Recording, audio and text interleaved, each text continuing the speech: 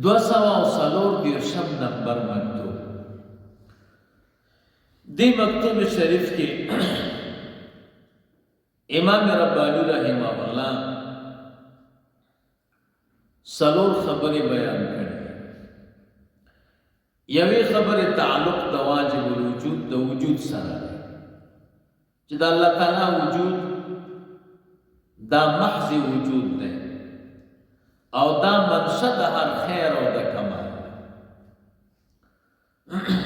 او ممکنات چې دي د دې حقیقت عدم دی.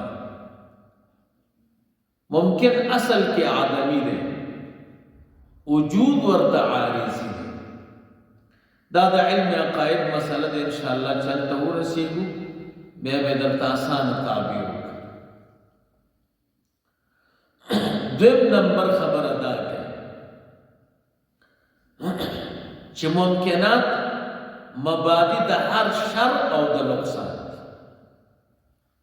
دا شر او چې نقصان راځي اصل کې د دې مبدا دوامدار ممکن ده.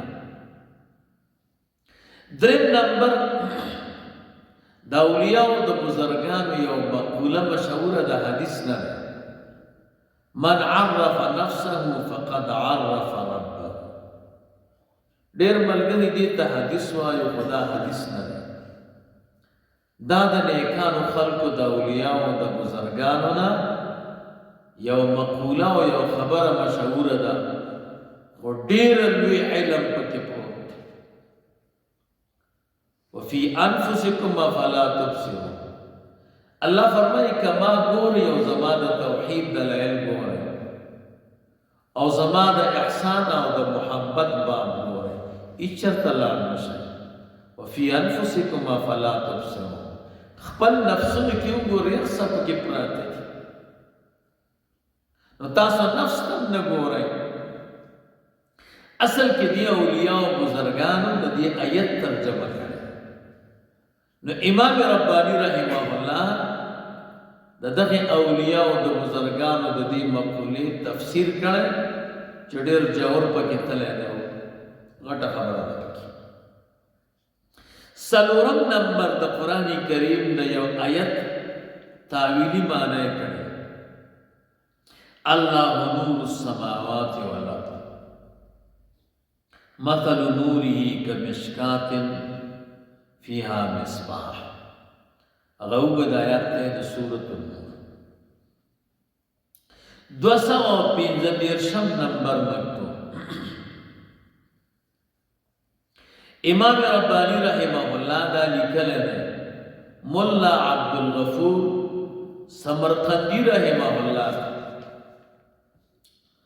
او حاجی بیگ او خواجہ محمد اشرف کابلی رحمه الله دی مکتوب شریف کې دو خبرې کوي.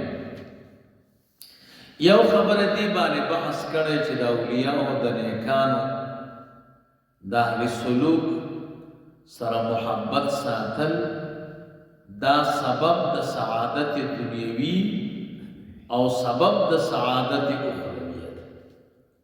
اولیاء او بزرگانو سره چې مینه ساتي الله تعالی باندې دنیا کې ګل گلزار کوي او آخرت کې باندې ګل گلزار کوي. دا اولیاء بزرگان ډېر غیرتي دي. ته چې ورسره ستړي نشي کې هغه درته زړه کې دعا کوي. کته لږ خدمت وکړي هغه دومره غیرتیان دي چې د هغې ډېرې بدلې درکوي په باطن کې. رسول الله مبارک صلی الله علیه وسلم فرمایي چا در سره احسان وکړه بدل اخلاص کړه، که بدل نشي خلاصولی بیا ورته دعا کوه. رسول الله مبارک صلی الله علیه وسلم خو ډېر غیرتي و. وی څومره صحابه کرامو چې ما سره احسان کړی ټولو ته ما بدلې ورکړې دي.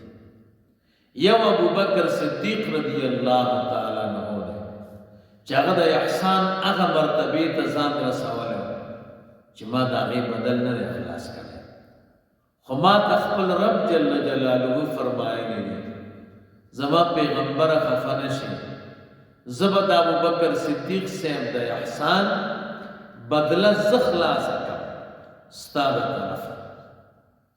د اولیاء او بزرګانو سره مینه کې تاوان نه وي، هغې کې ټولې ګټې ګټې. دویم نمبر بحث په دې کوي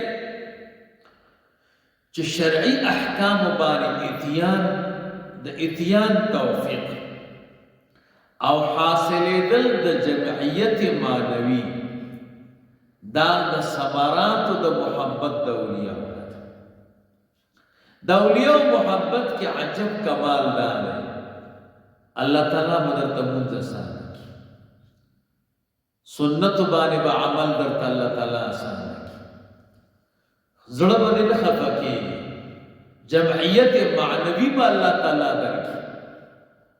که څوک دې خفه کوي زړه به دې نه خفه کېږي، که مریض یې زړه به دې نه خفه کېږي، که فقیر یې زړه به دې نه خفه کېږي، که ظاهره کې تا ته نقصان هم څوک رسایي او باطن کې به الله تعالی جمعیت درکړي. دا دوه کمالات چې دي دا د اولیاء د محبت ثمره